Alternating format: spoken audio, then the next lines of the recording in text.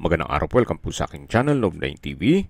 Patalasasan po, meron po ba kayong mga properties na napapabayaan or non-performing assets? Plan nyo ibenta, pero wala kayong oras sa pagbenta nito. Kung ito'y pagkakatiwala nyo po sa amin, tawag lang po kayo sa aking numero, usap po tayo, gawin ko po ng video for free. Yes, libre po, wala po kayong babayaran. Tutulungan pa namin kayong mabenta ang inyong property. Kami na po bala sa marketing, sa boosting or paid ads. Even sa tripping, hindi na po kayo mapapagod sa pag-entertain ng mga buyers. Kami na po bala sa lahat. Tawag lang po kayo.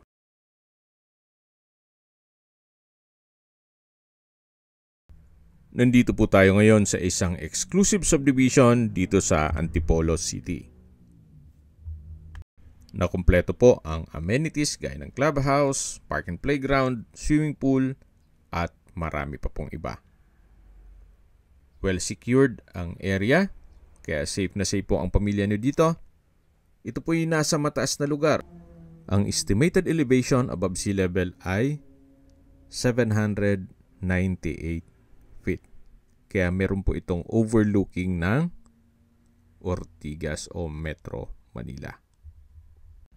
May lot area po ito na 264 square meters at may floor area na 500 square meters more or less. Ito po'y titulado, buhay po ang may-ari, kaya wala po kayong maging problema sa documentation o sa transfer ng title. May 7 bedrooms, may theater room, at overlooking view. Yan po yung waterfalls at fish pond. May concrete fence na rin po buong property. At tunghayan nyo po itong pasad. Ito po yung modern design at owner's built. Kaya hindi po tinipid. Dream house po ito ni owner kaso may pagbabago lang sa kanilang plano. Kaya ibebenta na lang po nila ito. Gawa ng nasa Australia po sila. Ito pong covered carport ay naka-polycarbonate roofing. Nandito na po tayo sa main door. Ito po yung naka-smart lock at solid wood door. Welcome po dito sa bahay ni Ma'am at Sir. Tungkol po sa mga kagamitan, yung mga built-in for sure kasama pero yung iba ay hindi po kasama. Nandito na po tayo sa formal kitchen. Meron pong breakfast nook at pendant lamp at high chair. Harapan lang po nito ay yung swimming pool. Mamaya check natin yan. Then sa dulo yung dining area. Dito na po tayo sa formal kitchen. May built-in oven, microwave, induction cooker, range hood, at meron din pong nano-block na kitchen sink. Ito po yung breakfast nook na may drawer, then built-in cabinet. Dito po sa may countertop ay may malaking kitchen window. Ito naman po yung access door na papunta sa service area at dirty kitchen. May kitchen countertop, kitchen cabinet, may glass wall and window. At ito po yung access door na papunta naman dito sa harapan ng bahay. Kung saan yan po yung pinakita kong may fish pond. At ito po yung setback papunta naman sa likod ng bahay. Meron din pong mga pocket garden. Yan po ulit yung dirty kitchen. At babalik po ulit tayo dito sa may formal kitchen. Yan po yung breakfast nook. Ito po yung kitchen countertop. At dito naman yung dinaan natin na built-in oven at microwave. Meron pong mga sliding door dito na access papunta dito sa swimming pool. Halos hindi naman po nila ito natitirhan ng matagal. Gawa ng nasa ibang bansa po sila. Pag umuwi lang dito sa Pilipinas, mga ilang days lang po, then babalik na naman kaagad sa Australia. Yan po, tunghayan nyo po ulit itong swimming pool. Napaganda po ng disenyo. At sa taas naman po yung mga kwarto. Ito po yung garahe kung saan dyan tayo nagsimula ng video kanina at meron din pong banyo dito. Dito naman po sa side na to ay meron pong shower area. Naka-tiled wall at may shower. Ito naman po yung banyo. May water closet with bidet. Maganda rin na may banyo na po dyan para nga hindi na papasok pa yung mga nagsuswimming kung sakaling gagamit ng banyo. Balik na po ulit tayo dito sa loob. Yan po yung formal kitchen, yung breakfast nook, at dun po naman sa dulo yung main door. Ito naman po yung powder room. Ang cute ng hand wash basin. May vanity mirror at may water closet with bidet. Naka-tile bathroom wall na rin po yan. At may bathroom window. Sa likod po nun ay yung garahe. Balik po ulit tayo dito sa hallway. At check natin yung dining area. Yan po yung hagdan o staircase. Mamaya akyat po tayo dyan. At dito naman po yung dining area, yung living area. At meron din pong access door dyan papunta sa swimming pool. Then dito naman sa right side ay yung access papunta sa balkonahe, kung saan napakaganda po ng view dyan. Tungkol po sa mga furnishings, kung maibigan nyo, pwede naman tayo makipag-negotiate kay owner. At meron din pong aluminum screen door dito sa balkonahe. Naka-glass railing. Then stainless po itong handrail. Yan po, tunghayan nyo po itong napakagandang view o overlooking view. Mas maganda daw po pag gabi. Kitang-kita po yung Ortigas Center o yung ibang parte ng Manila. Balik po ulit tayo dito sa loob.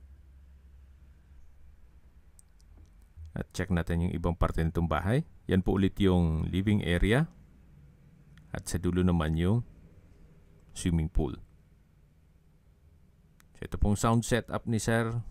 Malamang hindi po kasama yan. Yung ibang furnishings lang, pwede ninyong i-negotiate. Then ito naman po yung dining set na may glass top. Then meron din pong modern chandelier at may split type aircon. Premium tiles din po ang ginamit dito sa flooring. Ito naman po yung hagdan at sa likod niyan ay may glass walls na nag-serves as natural sunlight. Yan po ulit yung swimming pool at sa dulo yung main door. Ito pong hagdan ay naka solid wood staircase at handrail. Then naka-glass railing na rin po ito. Yan po yung tinutukoy ko na staircase wall o glass wall na nag-serve as natural sunlight at nakakapaaliwalas na rin po. Samahan niyo po ako, akyat po tayo. At nandito na po tayo sa second floor. Ito po yung family area. Then sa dulo naman ay may balkonahe. Meron pong customized glass window with blinds. Check mo natin itong balkonahe. Naka aluminum screen door. Labas po tayo. Yan po, tunghayan nyo po ulit itong napagandang tanawin kung saan napakatahimik po ng lugar, sariwa ang hangin, at malamig po ang klima. Yan po yung Ortigas Center. At may ibang parte na rin ng Makati. Napakaaliwalas po. Ang kagandahan pa po dito ay wala pa pong isang oras ay nasa Ortigas at Cubao na kayo. Even PGC. Medyo agahan nyo lang yung biyahe syempre. Balik na ulit tayo dito sa loob. Yan po yung staircase. Then may staircase window. Ito po yung hallway. At check po natin itong unang kwarto. na nandyan na rin po yung monitor ng CCTV. May split type aircon, customized glass window. Kaya po nang nasabi ko sa inyo, yung mga furnishings, wala pong nabanggit si owner, especially yung movable. Yung mga built-in lang po ay kasama. Then dito naman po yung walk-in closet. At dito naman yung drawer and dresser na may malaking vanity mirror. Ito naman po yung toilet and bath. May bathroom countertop, vanity mirror, hand wash basin, bathtub, tiled bathroom wall, towel rack. Then dito naman po yung shower enclosure with overhead shower, water closet with bidet, at from floor to ceiling po ang tile bathroom wall. So, kompleto na rin po at wala po kayong ipapagawa dito. Napakalinis po nitong property. Ito po ay well-maintained. Kaya ready for occupancy. Yan po ulit yung walk-in closet. At naman yung main room. At meron din po itong access door papunta sa malit na balkonahe. Ito po yung access door. Check natin. Halos same view lang po naman nung mga naunang balkonahe. Sa taas po nito yung dun sa may living area. Yan po. Napaganda po. Napakaliwalas. Hindi mo na kailangang lumabas pa dito sa kwarto kung gusto mong magmuni-muni dito sa balkonahe na may overlooking view. Balik po ulit tayo dito sa loob. Ito po yung unang kwarto. Tunghayan niyo po ulit bago tayo lumabas.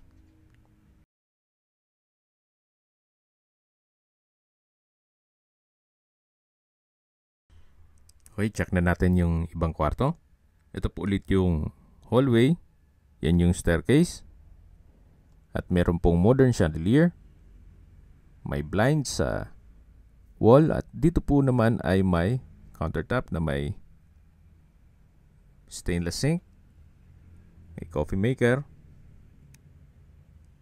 At kung magkakape po kayo late at night, pwede pong magtimpla na dyan. Meron pong altar.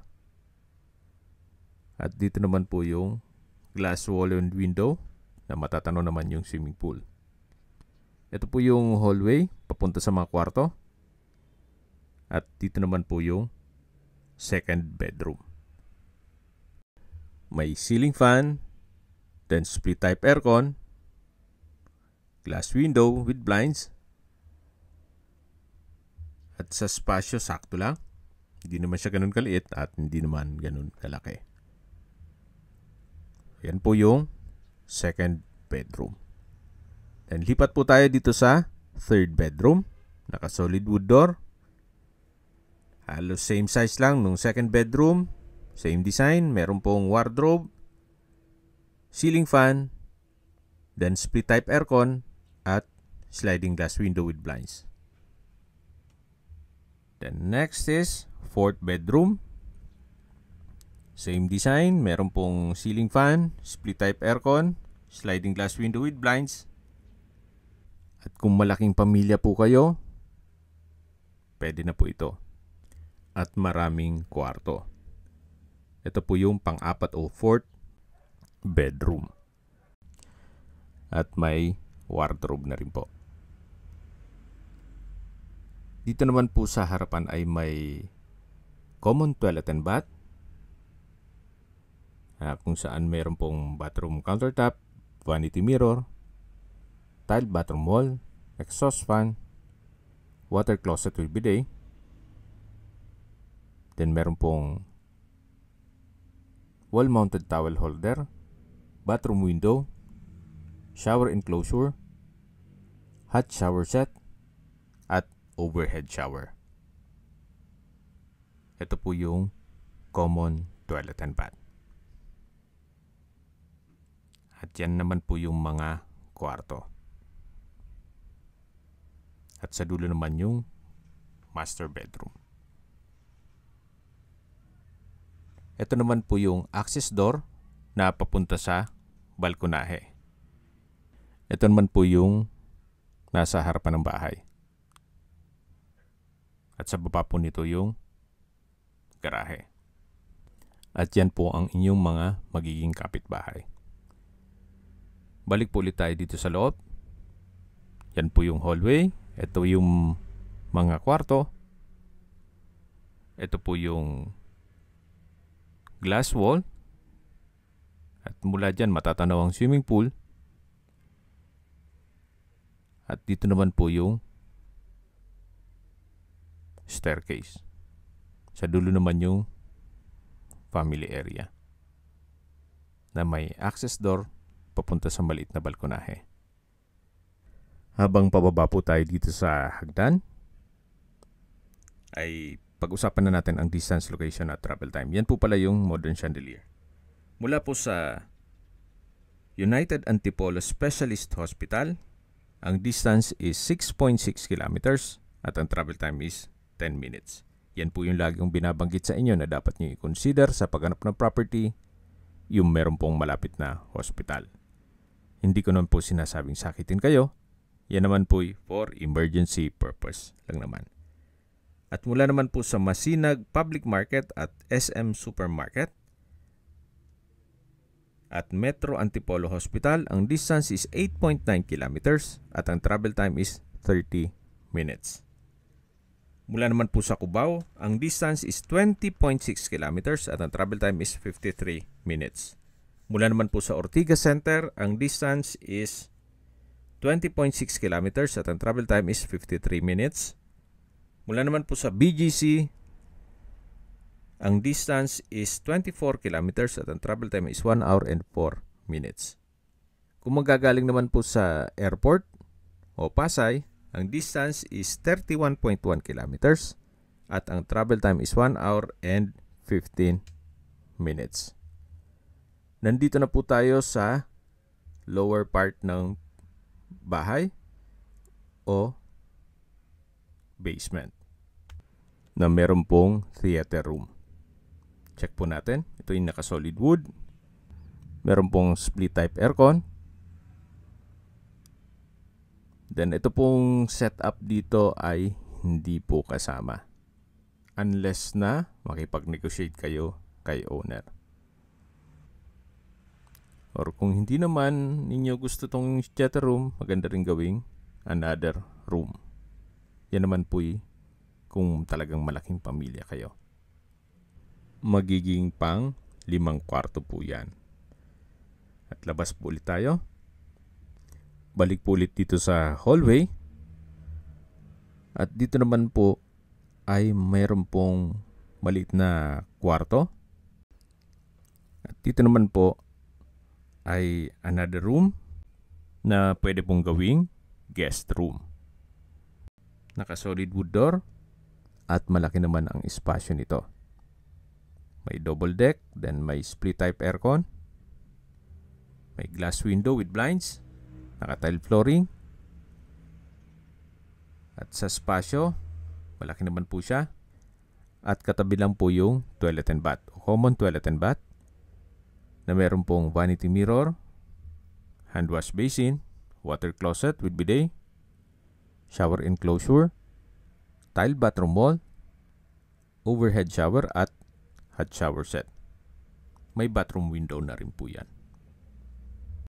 Dito naman po ay another balcony na may countertop. Then may tubular railing at handrail at may overlooking view din po dyan. Sa mga nag-skip po ng video, summarize ko lang po. Ito pong property ay nasa loob ng isang exclusive subdivision na kumpleto po ang amenities gaya ng clubhouse, park and playground, basketball court, swimming pool at marami pong iba. Ito po ay well secured kaya safe na safe po ang pamilya nyo dito. May lot area po ito na 264 square meters. Ito pong bahay ay may 7 bedrooms, may theater room at swimming pool. meron din pong overlooking view. Tungkol po sa mga kagamitan, wala pong nabanggit si owner. Siguro po yung mga built-in, yan po'y kasama. At kung sakali man po na maibigan nyo ilang sa mga kagamitan, pwede naman pong makipag-negotiate tayo kay owner.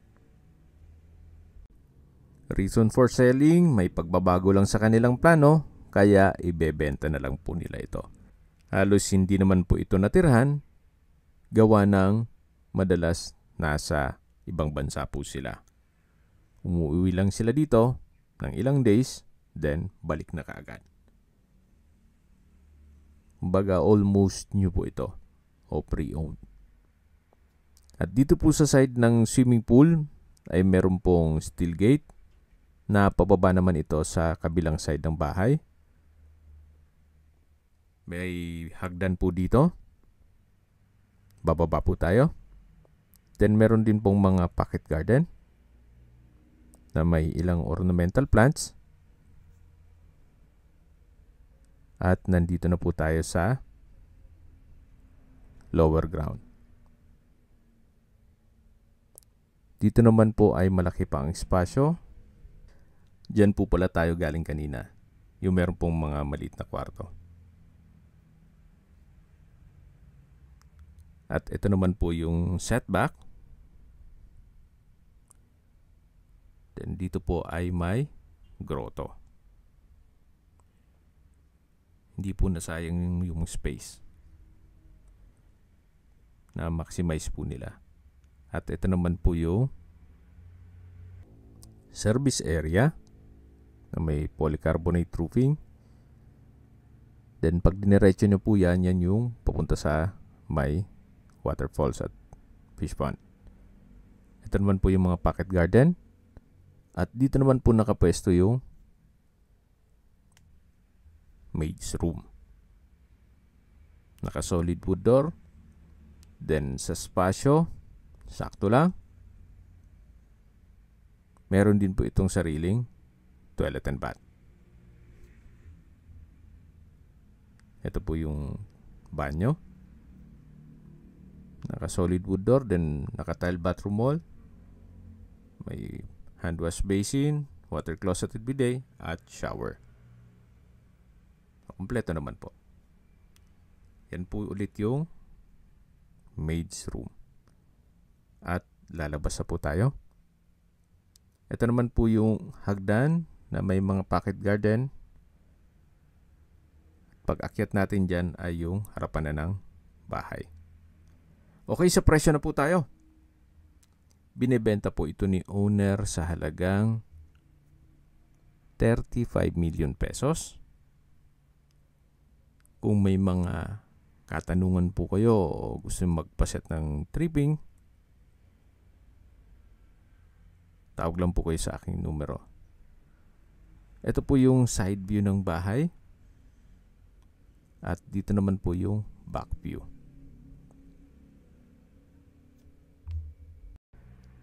Sa mga kababayan naman natin nasa ibang bansa, meron po akong WhatsApp, Viber at Telegram. Same number lang po, 0917-316-3399. Sa mga nagtatanong naman po ng aming Facebook, meron po aming Facebook page na Nov9TV at Facebook Real Video. Meron din pong TikTok at Instagram. May ibang YouTube channel po kami, the Nov9TV channel, Nov9TV Listings, Nov9TV On The Spot, Nov9TV Updates, at Nov9TV House Rental.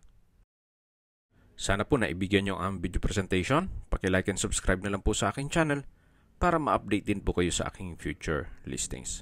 Kung sakali po hanap nyo yung mas malaking sukat ng lupa, meron din po kami ibang listings na pwede nyong pagpilian. Huwag po kayong mag-atubiling tumawag sa amin. Then, let us know your budget para malaman namin kung anong property pwede naming ilog sa inyo. Sa lahat pong viewers, subscriber at nagtiwala po sa amin, salamat po sa suporta. Ingat po kayo lagi at yung pamilya. Maraming salamat po.